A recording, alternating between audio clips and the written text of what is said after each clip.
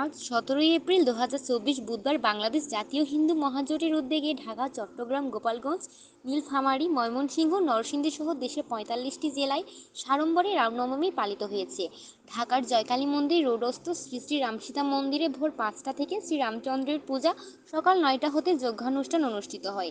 পরে রামসীতা মন্দিরের সভাপতি শ্রী গণেশচন্দ্র ঘোষের সভাপতিত্বে সংক্ষিপ্ত আলোচনা সভায় বক্তব্য রাখেন রামসীতা মন্দিরের সাধারণ সম্পাদক মিল্টন বিশ্বাস, যুগ্ম সাধারণ সম্পাদক শুভ মজুমদার, সৌদীপ্ত কুমার দাস, সাংগঠনিক সম্পাদক রঞ্জন সরকার, হিন্দু মহাজোটের সভাপতি দীনবন্ধু রায়, নির্বাহী সভাপতি প্রদীপ কুমার পাল, মহাসচিব গোবিন্দচন্দ্র প্রামাণিক, মহিলা বিষয়ক সম্পাদিকা প্রতিভা বাগচি, রামনবমী উদযাপন পরিষদের আহ্বায়ক কে সমীর, সদস্য সচিব গৌতম সরকার অপু, যুব মহাজোটের সাধারণ সম্পাদক ইঞ্জিনিয়ার মৃণাল মধু, ছাত্র মহাজোটের সভাপতি সজীব কুণ্ডু তপু, মহিলা মহাজোটের সভাপতি অধ্যাপিকা বহিশিকা দাস, সাধারণ সম্পাদক মুক্তা বিশ্বাস, সাংগঠনিক সম্পাদক ডাক্তার সমাপিকা দাস প্রমুখ।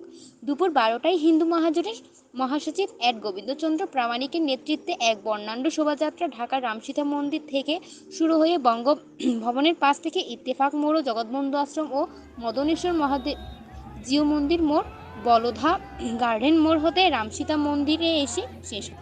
বক্তাগণ বলেন, ভগবান রামচন্দ্রের জীবনী থেকে আমরা সুস্থ পরিবার ব্যবস্থা, সমাজ ব্যবস্থা, ধর্মনীতি, রাষ্ট্রনীতি, কূটনীতি, দণ্ডবিধি, পররাষ্ট্রনীতি, প্রতিবেশীর প্রতি দায়িত্ব কর্তব্য সম্বন্ধে শিক্ষা পায়।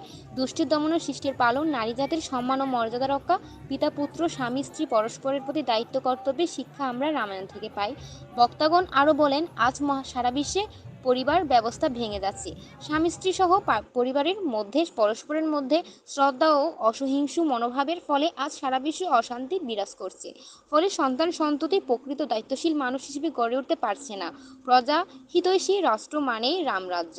প্রতিবেশী হনুমান বানরদের সাথে সুসম্পর্কের অনুপ্রেরণা প্রতিবেশী রাষ্ট্রের সাথে সারা বিশ্বকে পথ দেখাচ্ছে।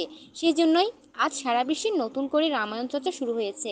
দুপুরের প্রসাদ বিতরণ ও রাতে রামায়ণ গানের মধ্যে দিয়ে রামনবমী উৎসব সমাপ্ত হবে।